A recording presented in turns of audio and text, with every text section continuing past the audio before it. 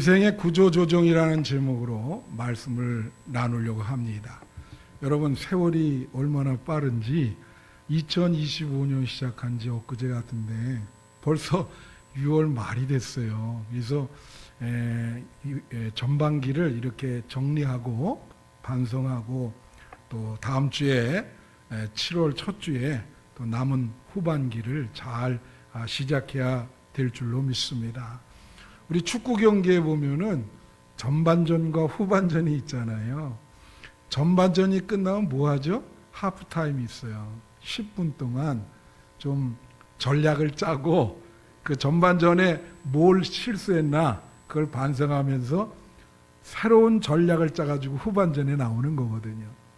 2025년도에 여러분이 6월 달까지 뭔가 내가 이게 좀 실수한 게 있구나 뭐 이런 거 한번 반성해 보시고, 그리고 하프타임 잘 보내시고 또 후반부 7월 첫 주부터 새롭게 출발하는 여러분 되시기를 바랍니다.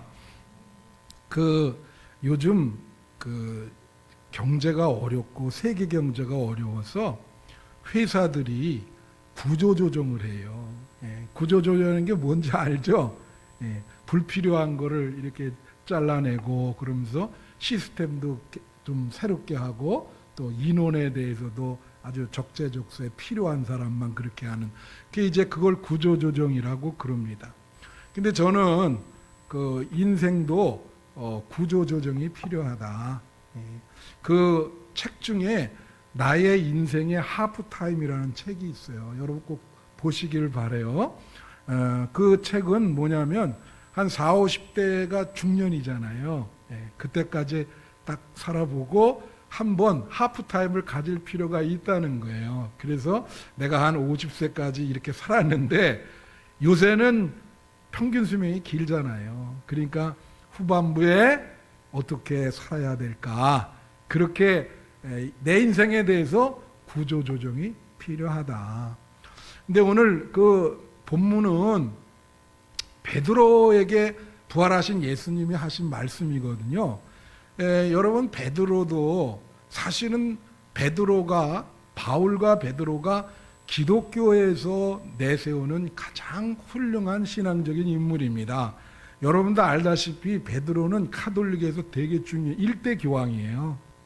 이 베드로가 일대 교황, 훌륭한 인물이죠. 신앙적인 인물.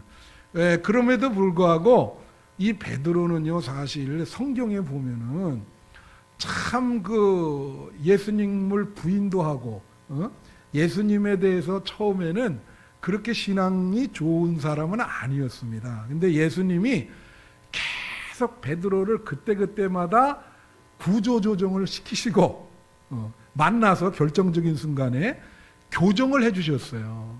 그리고 베드로를 신앙적으로 이끄셔가지고 결국은 나중에 순교할 수 있도록 그렇게 베드로를 이끌으셔가지고 그로 하여금 기독교의 지도자가 되게 해준 겁니다. 그러니까 전적으로 베드로가 그렇게 된 데는 베드로가 정말 자기 힘으로 잘나서 된 게 전혀 아닙니다. 뭐 학력이 높은 것도 아니고 어부인데, 그죠? 그리고 뭐 성격도 좋은 게 아니에요. 변덕이 아주 심한 사람이었거든요. 그런데도 그 결점 많은 베드로를 예수님께서 계속 멘토가 돼 주시고 계속 이끌어 주셔서 그렇게 훌륭한 오늘날 모든 기독교인들에게 추앙받는 그런 인물이 된 것이죠. 그래서 오늘 본문을 통해서 예수님이 베드로의 인생을 어떻게 구조조정을 해줬는지 그거 한 4-5 결정적인 장면이 있거든요. 그걸 여러분과 같이 나누려고 합니다. 첫째는요, 인생관입니다. 다 같이 인생관. 인생관은 뭐냐면 인생을 어떻게 바라보느냐는 거예요. 그게 이제 그거에 따라서 여러분 인생이 달라질 수 있어요. 예를 들면, 나는 인생에 반드시 성공해야 되겠다. 그게 인생관이죠. 또 어떤 사람은 난 뭐 성공보다도 나는 내 인생을 좀 보람 있고 의미 있고 값어치 있게 살고 싶다. 그런 사람은 또 그런 삶을 추구하게 되는 겁니다.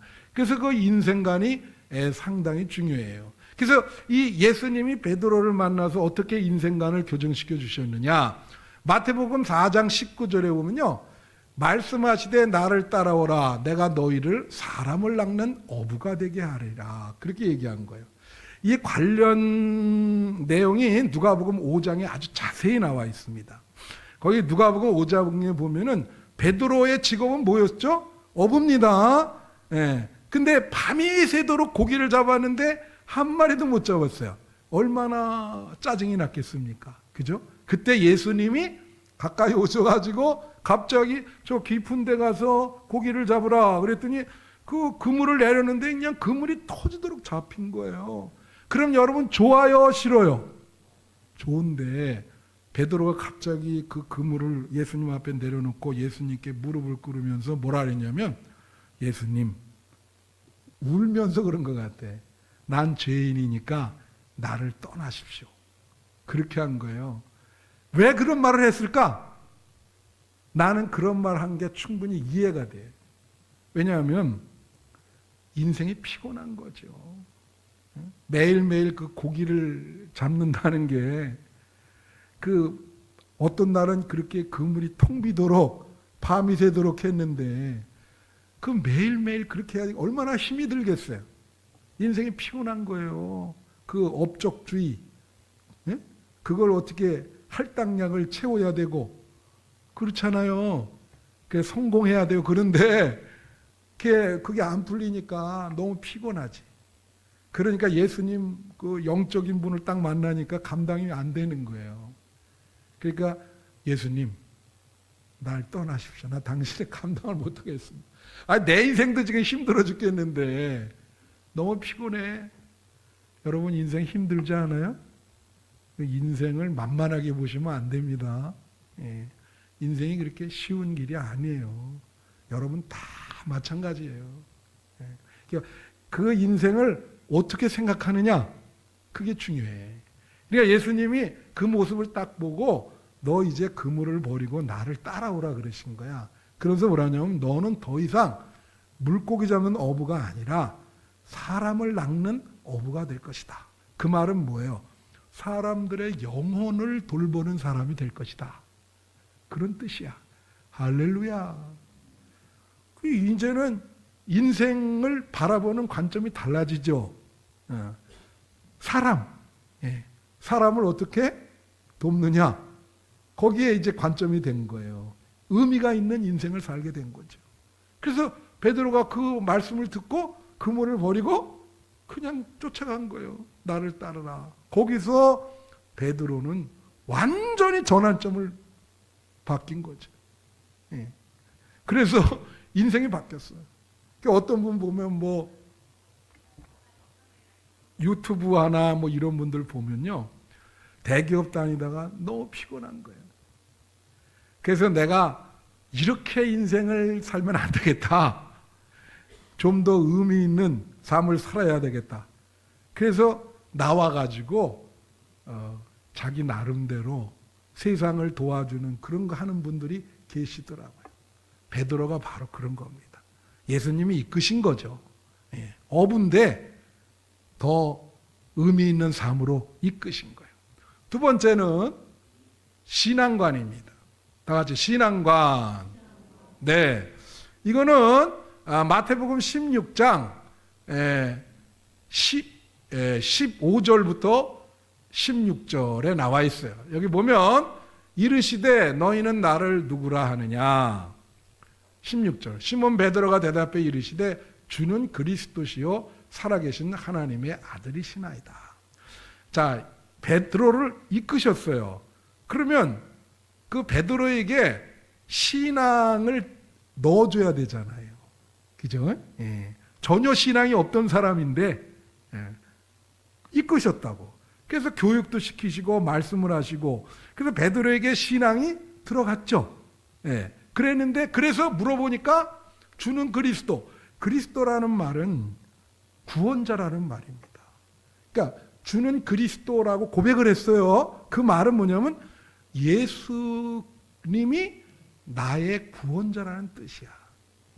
그러니까 그 소리를 듣고 예수님이 뭐라냐면 너 위에 교회를 세울 것이고, 그래서 교회라고 하는 것은 예수님이 나의 구원자라고 하는 신앙 고백 위에 교회가 세워지는 거예요. 여러분, 예수님이 여러분의 구세주임을 믿으십니까? 그게 중요한 거예요. 그게 고백이에요. 그러면서 하는 말이 내가 너에게 천국의 열쇠를 주겠다. 천국의 열쇠를 주겠다. 그렇게 이야기를 하셨어요. 그럼 이건 신앙관을 주셨다는 건 뭘 말하냐면, 이거는 우리가 반성해야 될 게, 여러분, 여러분이 인생에 가장 중요한 사람이 누구예요? 뭐 가족이겠죠. 무슨 뭐 자녀, 뭐 남편, 아내 중요하죠. 그런데 예수님은 그러면 여러분의 인생의 위치가 어디에 있다는 거지? 예? 그냥 뭐 여러분 집에 있는 반려견 수준입니까? 예? 그러니까 예수님이 이렇게 얘기하는 주는 나의 구세주다.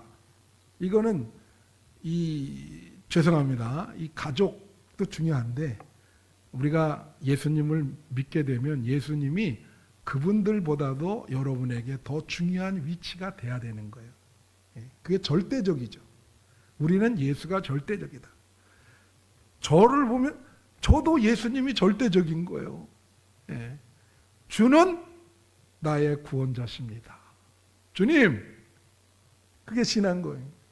그러니까 여러분에게 제가 묻고 싶은 거예요. 예수님이 여러분의 인생에 있어서 어떤 위치에 있으신가? 중요합니까? 예. 그거 신앙관이에요, 그게. 그럴 때 우리는 주님은 나의 구원자십니다. 모든 거의 구원자십니다. 예. 그런 고백이 있어야 되는 거예요. 여러분이 그런 고백, 남은 생에 예수님이 여러분의 인생의 구원자가 되시기를 축원해요. 뭐 중요하죠. 그러니까 구원자시니까. 그 다음에 세 번째, 자기 자신에 대한 관점. 다 같이 자기 자신에 대한 관점. 네, 이제 베드로가 신앙은 잘 출발했거든요. 근데 이제 시행착오를 겪게 되죠.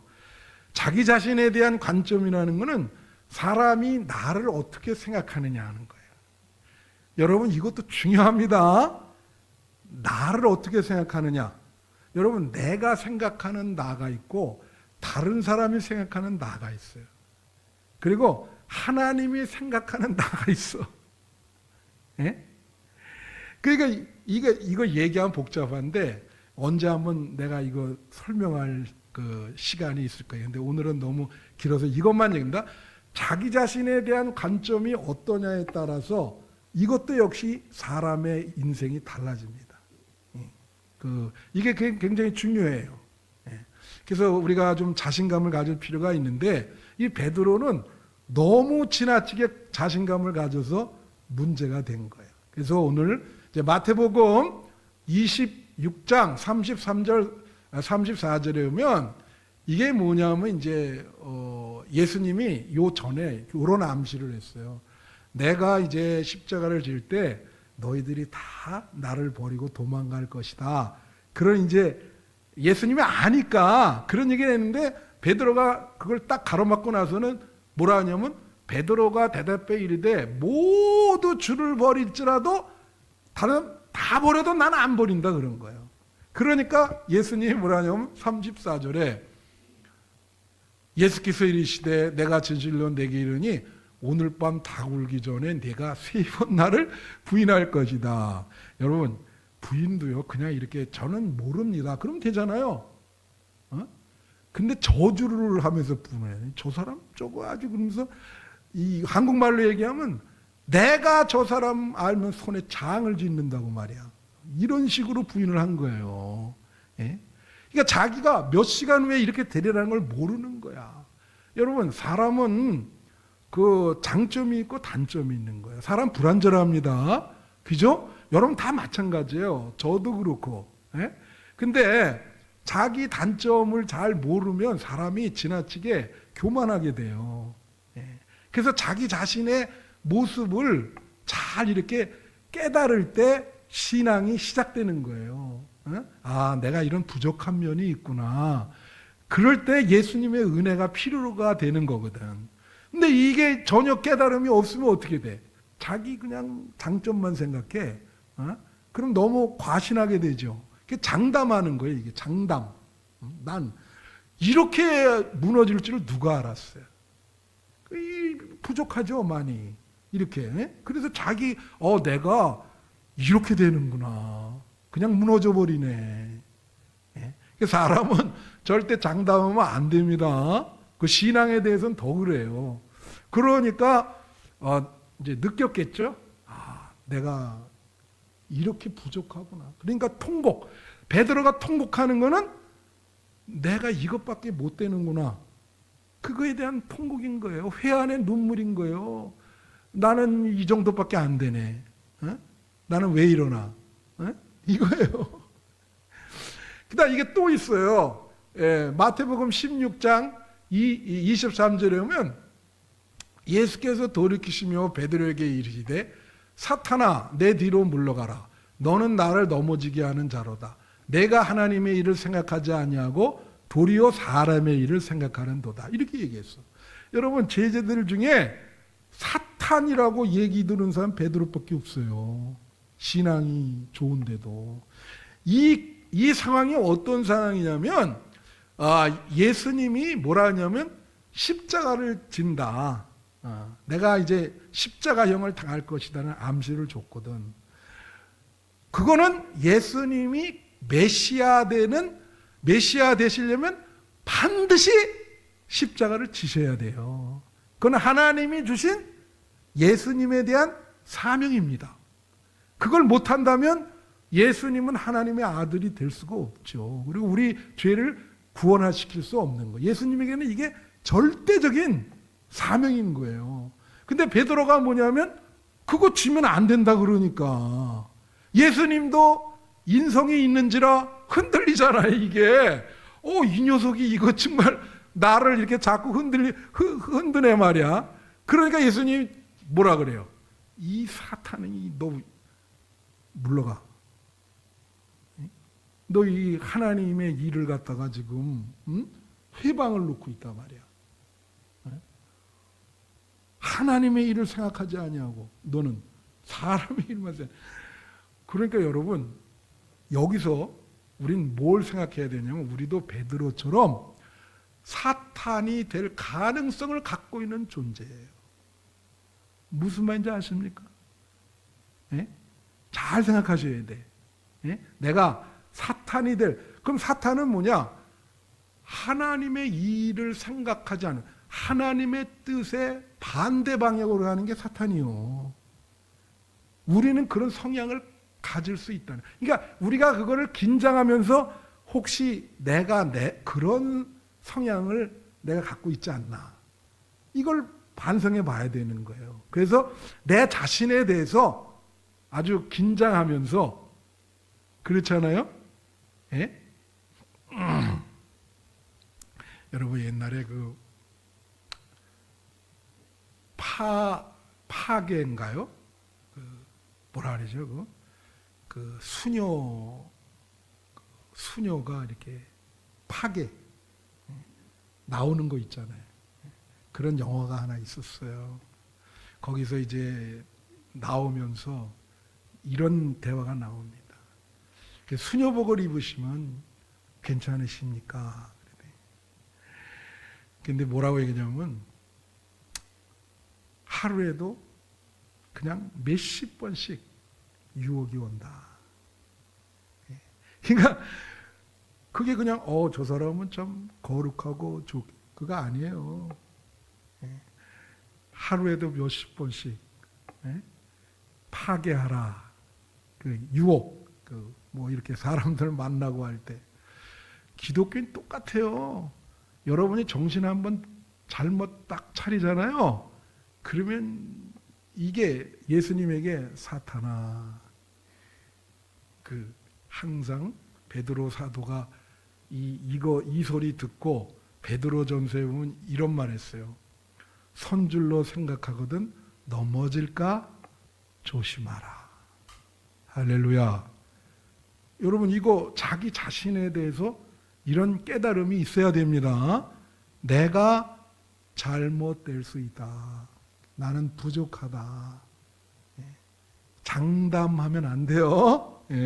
그래서 예수님 은혜가 필요하다. 예수님의 교정이 필요하다.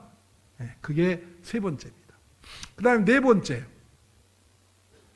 넷째로 타자에 대한 관점. 다 같이 타자에 대한 관점. 여러분 인생을 살 때 타인을 어떻게 바라보는 것도 우리 인생에 영향을 줘요. 여러분 주변의 타자를 어떻게 보십니까? 그 사르트르 같은 사람은 타자를 지옥이라 그랬어. 지옥이다 이건. 근데 그거에 대해서 반대로 얘기한 사람도 있어요. 우리는 그 누구냐면 레비나스라고 하는 사람인데 그분은 뭐라 하냐면 타자를 통해서 우리의 불완전한 자아가 성숙해진다. 완성돼 간다. 타자는 나에게 가장 필요한 존재다. 그러면서 그분이 뭐라고 했냐면 이런 얘기했어요. 타자를 바라볼 때 항상 중요한 게 타자의 얼굴을 바라보라 그래요. 얼굴을.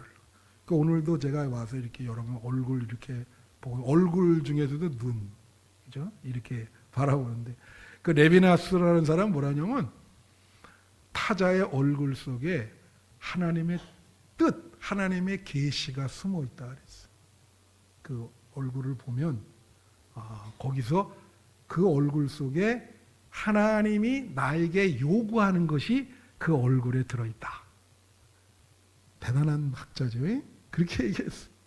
그래서 이전에 제가 일주일 내가 주일날 보면은 여러분 이렇게 얼굴 본다고 얼굴. 얼굴이 어떠신가? 아까도 어떤 분한테 괜찮아요? 그래 얼굴이 이렇게 힘이 없는 분들이 있어요. 그러면 마음속으로 저분이 굉장히 힘든 한 주를 보내셨구나. 뭔가 상당히 마음에 고민이 많으신 것 같다. 그렇게 보죠. 그래서 이제 격려의 말을 자 힘내세요. 다 같이 힘내세요.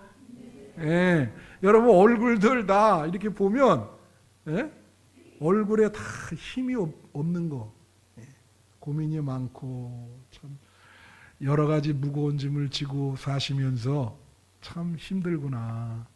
그래서 서로 돌봐야 될 대상인 거예요. 인간은. 무슨 말인지 알아요? 서로 돌봐야 될 대상. 근데 인간이 자기중심적으로 사니까 그게 잘 타자의 얼굴이 잘 안 보여요. 그래서 오늘 그 본문에 보면은 여기 17절, 21장 17절 보면은 뭐라고 나오냐면 베드로에게 이제 3번을 나를 사랑하느냐고 물어요. 그러니까 나를 사랑하냐? 나를 사랑하냐? 3번씩 물어보니까 베드로가 17절에 보면 얼굴에 근심이 생겨. 예수님 왜 이렇게 자꾸 물어볼까? 그리고 마지막에 사랑한다 그러니까 예수님이 이렇게 얘기해요.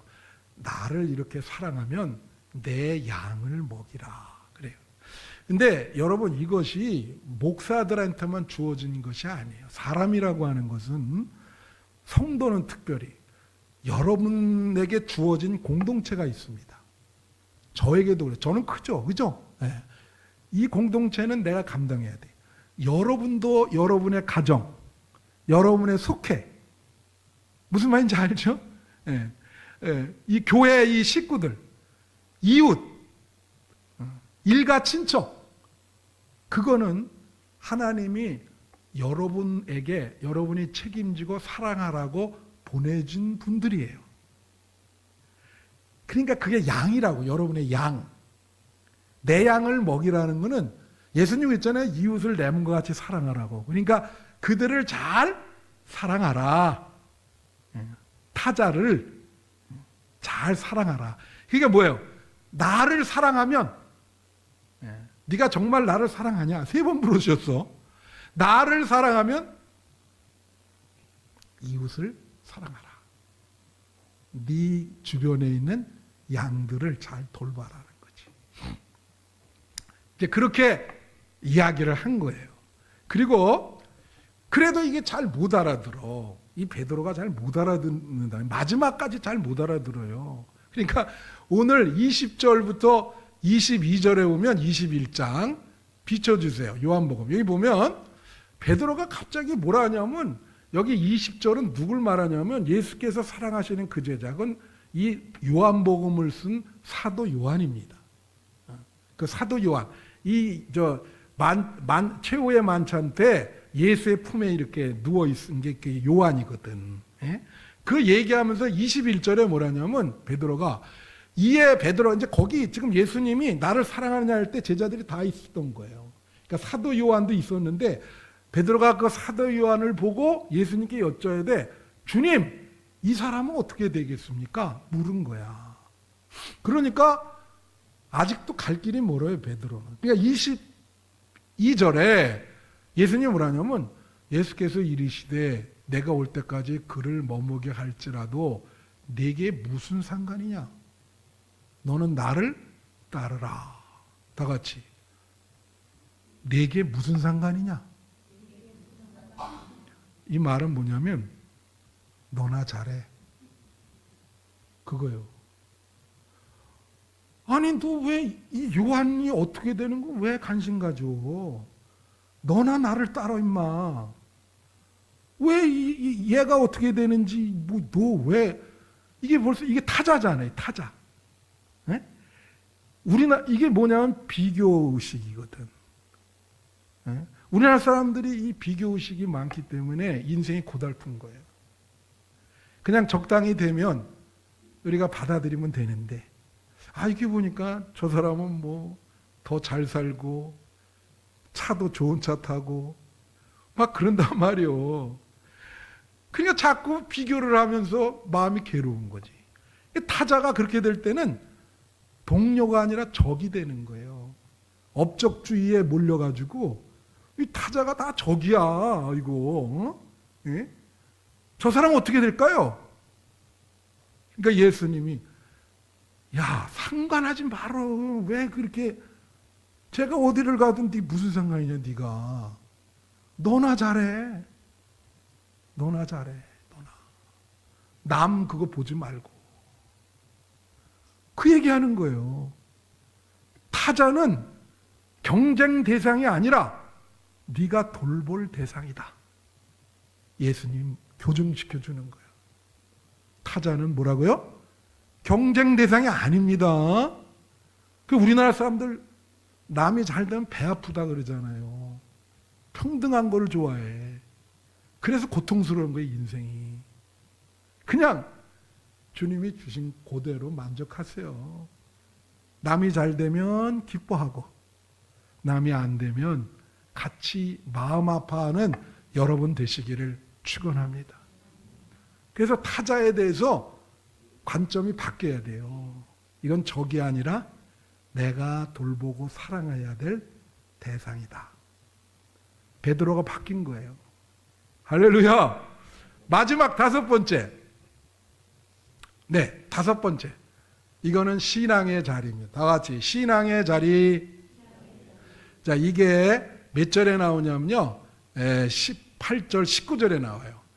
이제 예수님이 이렇게 얘기해. 부활하신 예수님이 내가 진실로 진실로 내게 이르노니 내가 젊어서는 스스로 띠뛰고 원하는 곳으로 다녔거니와 늙어서는 내 팔을 벌리니 남이 내게 띠뛰고 원하지 않은 곳으로 데려가리라.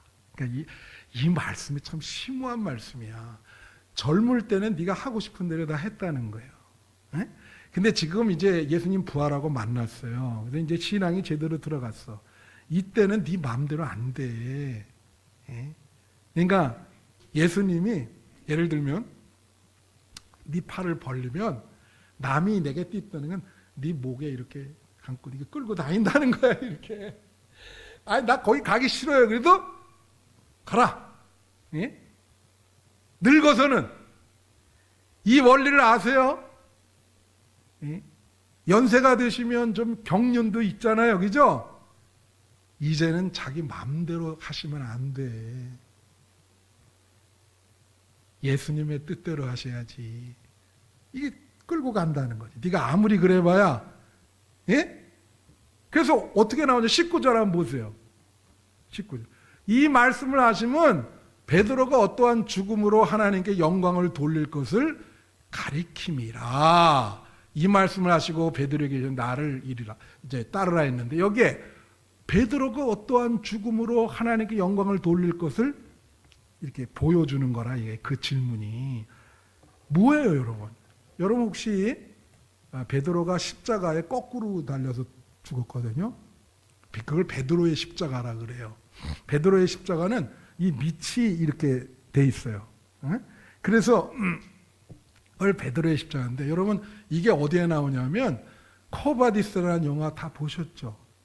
거기 마지막 장면에 베드로가 로마에서 다 핍박을 당해서 순교를 당해요. 크리스찬들이. 근데 베드로가 자기 살겠다고 그것을 피해서 로마에서 나와. 그래서 로마에서 나와서 막 가는데 그 마지막 장면이요. 그 예수님이, 부활하신 예수님이 스쳐 지나가면서 로마로 들어가요. 그러니까 베드로가 놀래서 이제 코바디스 도미네, 이게 주님 어디로 가십니까? 하거든. 사실은 요한복음 14장에 나와요. 그건 예수님이 십자가 지시러 갈 때 베드로가 그걸 잘 몰라서 어디로 가십니까? 그런 건데, 이 영화는 다른 의미로 지금 쓰고 있는 겁니다. 그 부활하신 예수님이 로마로 들어가. 그러니까 베드로가 코바디스 도미네, 예수님 어디로 가십니까? 했더니 예수님 뭐라 그래? 네가 버린 네 제자들, 성도들을 내가 대신 그들을 위해서 십자가를 지기 위해서 간다. 글로 간다. 와, 그게 환상으로 보여진 거야. 그러니까 깜짝 놀라가지고 예수님, 제가 가겠습니다. 그래서 그 로마, 거기가 베드로의 신앙의 자리거든요. 그걸 지키기 위해서 다시 돌아가는 거예요. 그래서 거기서 결국은 거꾸로 십자가에 못 박혀 죽는 겁니다. 그게 코바디스 그 내용이죠. 그러니까 이것은 뭐냐면 신앙의 자리를 지키라. 여러분, 나이 들어서 신앙의 자리를 지키지 못하는 분들이 있어요. 신앙의 자리, 이건 예수님이 정해주신 자리요. 여러분들이 어디를 이렇게 해도 예수님이 어떻게 해요? 끌고 옵니다. 예? 자리. 이게 독일어로 우리가 삶의 자리를 직잼레벤, 신앙의 자리를 직잼 글라우벤이라고 이렇게 얘기를 하는데, 마칩니다 이제. 에벨링이라는 사람이 신앙의 자리는 우리가 사는 세상이다 그랬어요. 근데 저는 그거 반대예요. 신앙이 거할 자리는 여러분 마음입니다. 여러분 마음. 여러분 마음에 신앙이 있으십니까? 예? 그 신앙의 자리가 있어야 되는 거예요, 여기. 그게 없으면 어떻게 해요? 베드로에게 뭐라 그러냐? 내가 너 이제 나이 들면 네 목줄을 잡고 끌고 다닐 것이다. 여러분, 지금 예수님께 붙잡힌 거예요.